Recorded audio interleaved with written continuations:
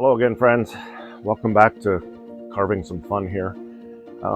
One of the kind of items that I keep getting asked for is how do I do like different things, individual things. So today I'm going to show you just how I do a pine tree, evergreen, however you want to word it. So that's what I'm going to show you how to do today. I'm going to show you all the different options that you have for the different bits that I use. I'm not going to tell you to use this bit or that bit because you may find you get better results from using, I might show you this medium point tip and you might be fine using a heavier point tip.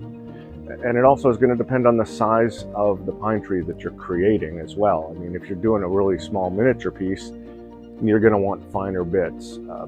Bigger chunks, bigger pieces, especially if you're doing it from a large log, which you can do as well. And you have yourself one of those, like a grinder with a couple of those flap discs or sanding discs on the grinder. You can do some pretty cool stuff, and then you'd come in with your Dremel with some larger of these same pointy bits, but bigger size. So you get the idea. So let's get started on this. I'm going to show you how to do a single pine tree and then how I do a stand of pine trees. So let's get started. Okay, so what I'm going to do, I'm going to do a single pine right here, so you can see how to do a single. And then I'll do a stand of pine trees over here once we're done. This way you can see how I do a pine tree. I will leave some wood here, and that will kind of imitate, let's say if you're going to do something in the round and you have a building here, this way you'll be able to see how you can get in here with a piece of wood in the way. And then once we do that, once we see how the single pine tree looks, we'll jump over and we'll do like 3 or 4 trees over here and see how those look. So what we do first is, I give myself a little area where I want the top of the tree to be. And then I'll come down and see how tall I want my tree to be. So let's make the ground level here. This is arbitrary. Do what you want. I mean, if you decide you want to have like a hilly piece that goes like this with your landscape, and you want your tree coming up from here to the top, perfectly fine. For this example, I'm going to keep it simple. Just keep a base about here, and then our tree will go here. Now, I usually don't draw in a tree like this. No need. You're just going to do this mostly with a bit. So the first thing I'll use is this happens to be a Kutzall burr. It's an extreme. It's seen some better days, but it still gets the job done at this point. I do have a spare here. Another thing I have is really such a nice luxury is I have a foot pedal that I use for this. So it doesn't make it an adjustable speed. The Dremel, I just can't do that. It's adjustable speed on the body of the tool itself, but I have to manually do that with my hand. So I usually just keep this thing on high speed, and I use it mostly for grinding out big chunks of wood. So here we go, foot pedal and all.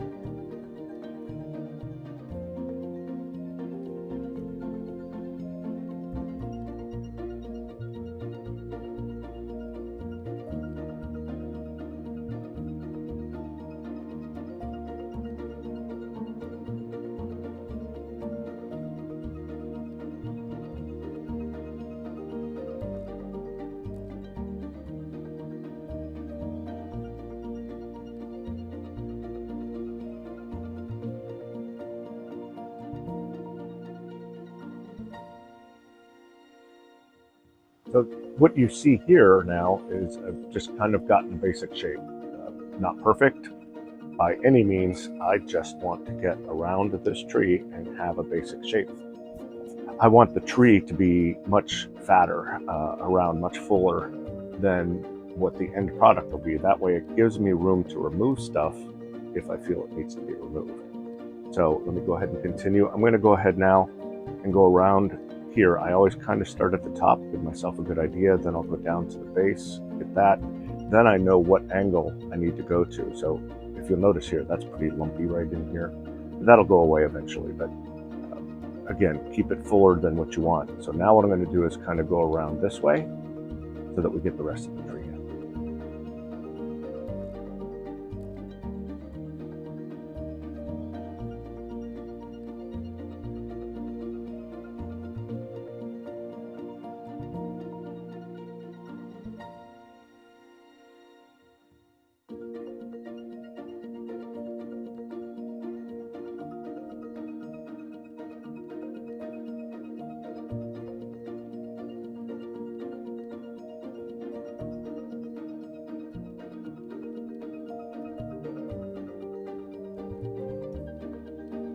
But what I'm noticing here on this, as I said, I wanted to put another stand of trees over here for us, but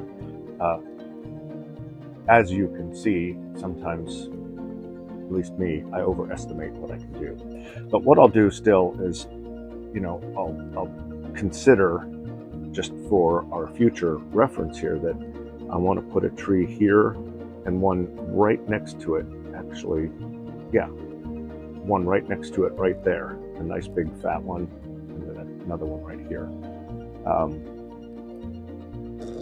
So having that right here now, I know what kind of an angle I can make, and this will go the same as if you're going to put a building in here. It gives you the idea of setting everything up ahead of time as far as where you need to stop trees and where you need to start building, or in this case, another tree. So I'm going to at least get that roughed over here. I'm not going to cut them out here just because we're only going to concentrate on this tree right now. So let me get that going.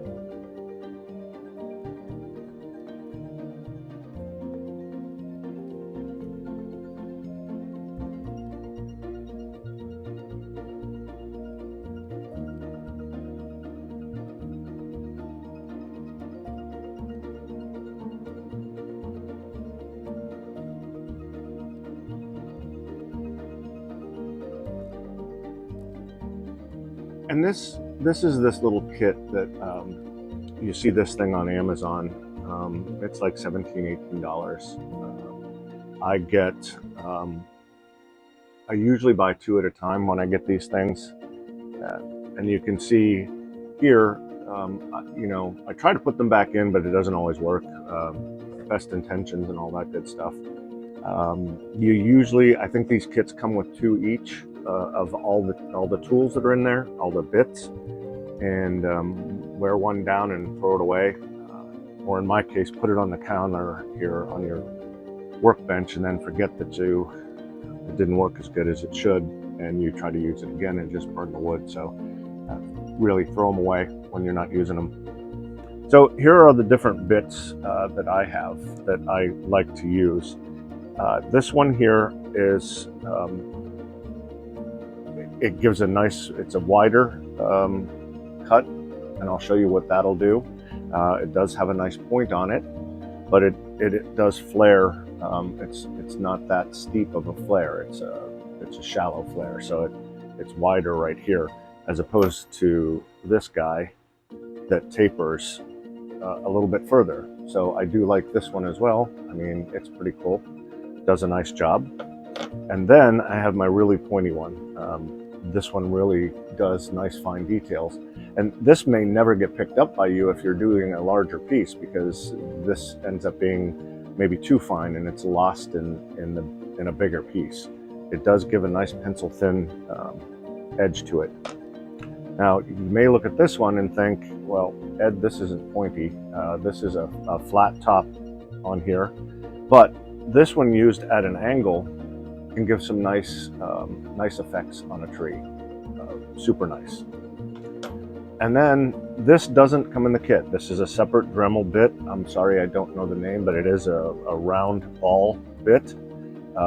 It's a smaller one. I have several sizes of this guy. And this is just kind of for rounding out and making things a little smoother on here if you need that as well. But I'm going to go ahead and start with this one so that you'll see how this one works. I'm not going to stick with this for too long because I really do like this one better for what I call the medium details, which are coming up next. Then I'll jump into one of the other ones down here for some more fine detail work. So let me get these out of the way. I also want to show you with that flat top what that thing's going to do as well.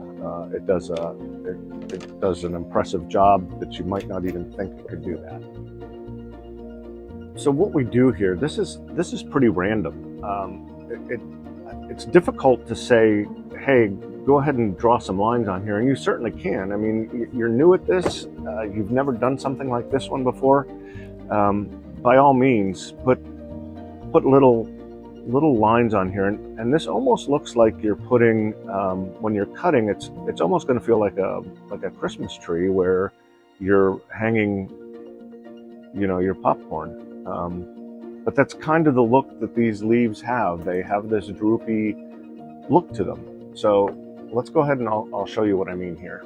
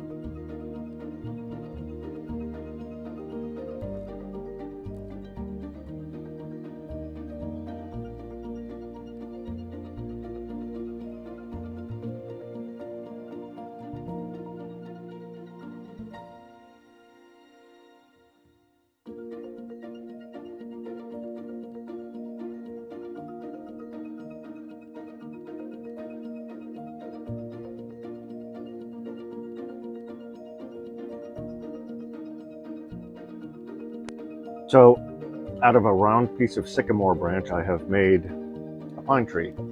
And you can probably see why I like this, because I love the fact that I have not just this tip, but I have this entire section that allows me to go at an angle to kind of shape these branches a little bit better.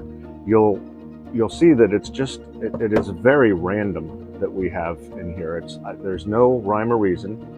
Nature has no rhyme or reason as far as this shape goes. So there is your basic tree. It's done for all practical purposes. It's done. Now, if you want to get a little bit a little fancier, and I'll show you this right now, I will go ahead and I will put this very fine pencil tip piece on. And again, this is one of these things that, depending on what kind of detail you want in your end product, if you're doing a bunch of these trees, obviously wait till you get them all done and do this at the end. Or if you're going to paint, you can probably get the look that I'm about to show you using your paints. But what I'm going to do is I'm going to use that bit and try to get it to look like individual pine needles on here to give it a nice, interesting look. And there's a downside to this. Sometimes you can go a little overboard if you're not careful, and you can end up destroying all of these little pieces that come out, the individual pieces. But I'm going to try to do this without my dust collection on. I just want to see if we can do this, and so that I can stop and talk if I need to. But all I'm doing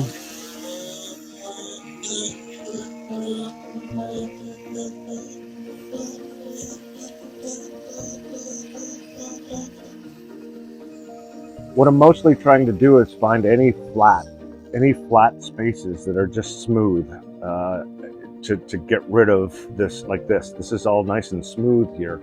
Well, let's go in and take that and make it look a little more natural.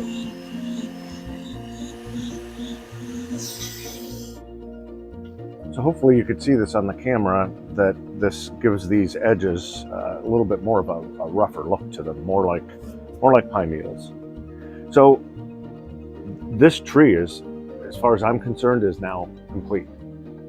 This would be a finished tree for me.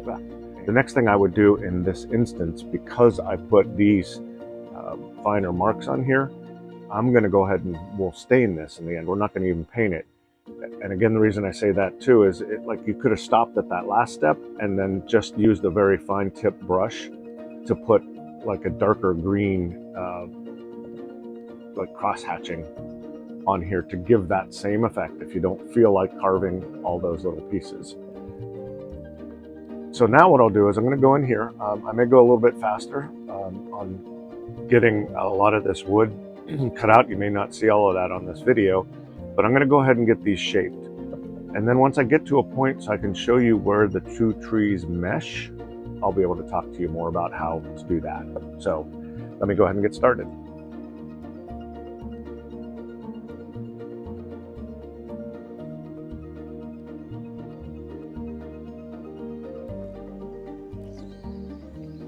Not good. As every good carver should, keep Band-Aids. I have a bottle of spray saline solution out here, and I have antibacterial cream that I also have. So be super careful. You saw that bit just traveled like crazy, and it hit me right there and then hit me right here. Again, you can't wear gloves when you do this because you'll catch that blade in your glove, and then you'll tear up the tool. Yeah, it'll protect your hands, but a couple of little cuts like this, it's not like I'm running a bandsaw and I'm taking a finger off, which is just as bad. So anyhow, just be careful.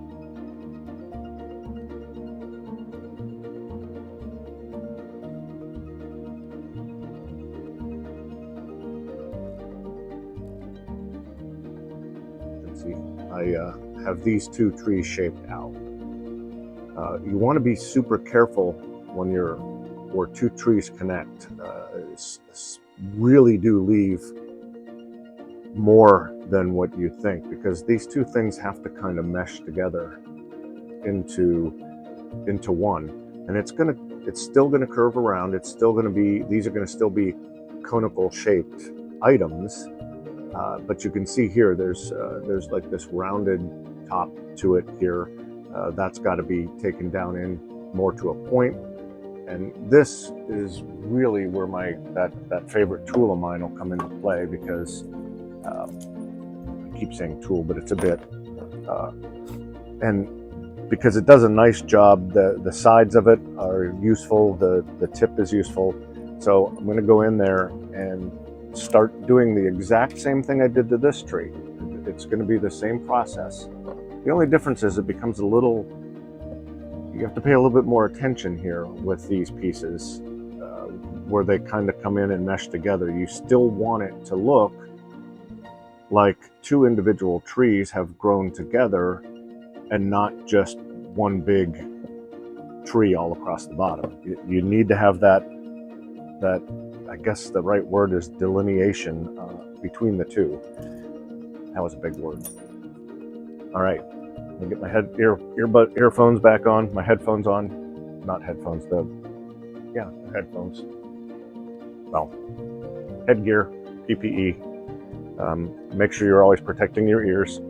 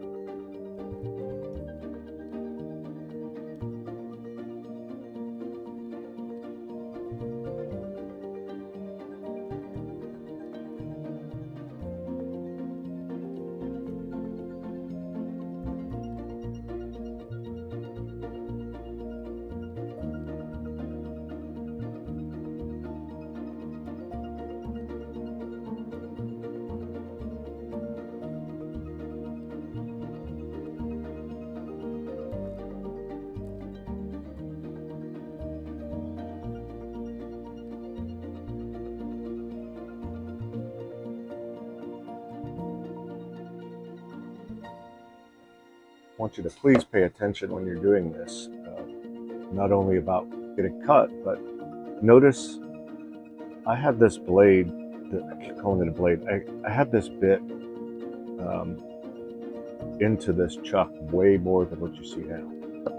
What's happening is, as I'm pulling, it's slowly pulling it out. So always keep an eye on this, because at some point I'm going to get too far and that's going to come flying off. And that's not a good thing.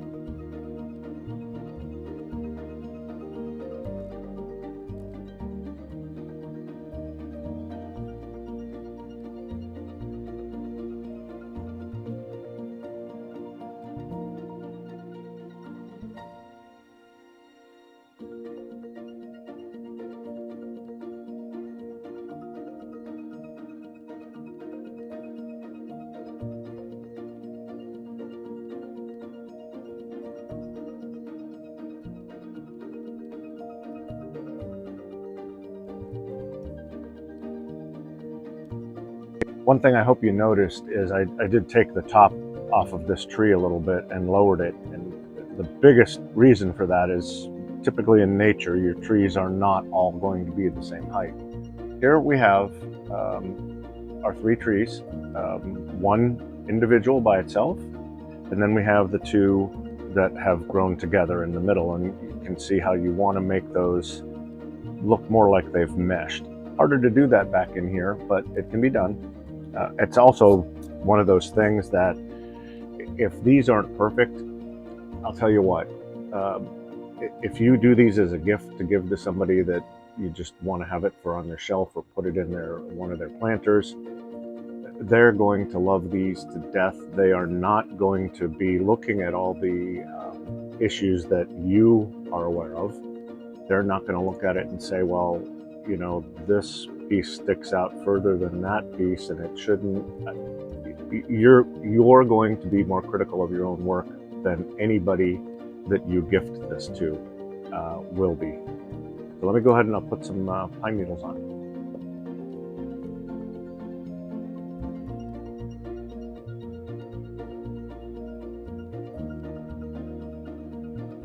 So I suppose with this one I can say I have blood, sweat, and tears in here. There weren't a whole lot of tears, just a little bit when that first hit, but it's fine. I'm over it now. Let me go get some stain, and we're done. As you can see, we have our original tree that I told you I would show you how to do. Pretty simple. Didn't take any time at all. And practice on a piece of wood to try these trees first until you get it down. You don't know how many of these I messed up before I got to where I am now. I'd have these trees that were, you know, pine trees that were just straight up, because by the time I got to the bottom, I had cut way too much off. You're going to do that. Like this one where I cut the top off on purpose, I've done that by accident, where I didn't want it to be cut off. So you're going to have you're going to have mistakes. Everybody does, including myself and anybody else that's a carver. They've all made mistakes and they will continue to do that. These tools, as you saw, high speed, and I mean, that thing just took off on me when it got my hand.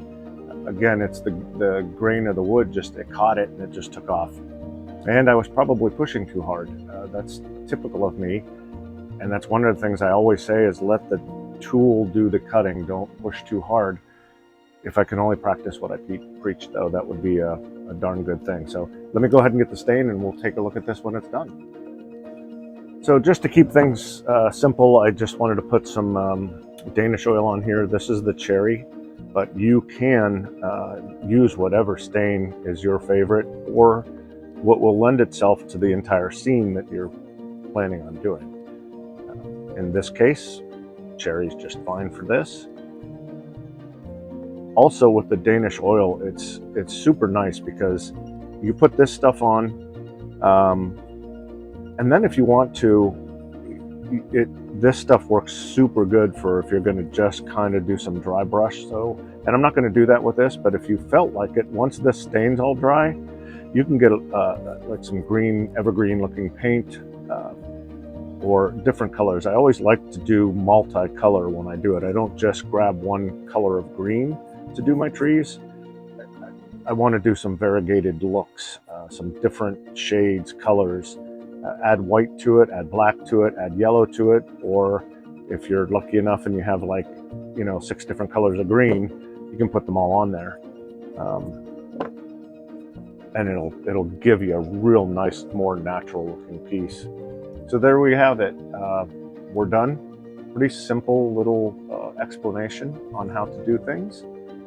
Hopefully you will go out and try this thing. Again, I'd love for everybody to try this stuff. Don't just watch, enjoy the carving. Hey there. How about that? Just a pretty quick little lesson in how to do some pine trees for around whatever you're doing. Again, these can just be something you do like this one, just the trees all by themselves, nothing else but these. These things go great in little planters. Put a little bit of outdoor varnish or polyurethane, or I forget what this other stuff is called that I've got, polyacrylic. They've got some real nice water-based ones that work really well. So you can go ahead and get yourself one of these made up, stick it in a planter outside, and it gives it a little bit more character, and it gives it a little bit more of like a fairy tale kind of a thing, like you've got these little trees growing. And again, it goes great with the little fairy tale houses or gnome homes, whatever you call them. So go carve. Go out and carve today. Thank you guys so much for watching. I hope you enjoyed, and I will see you next time.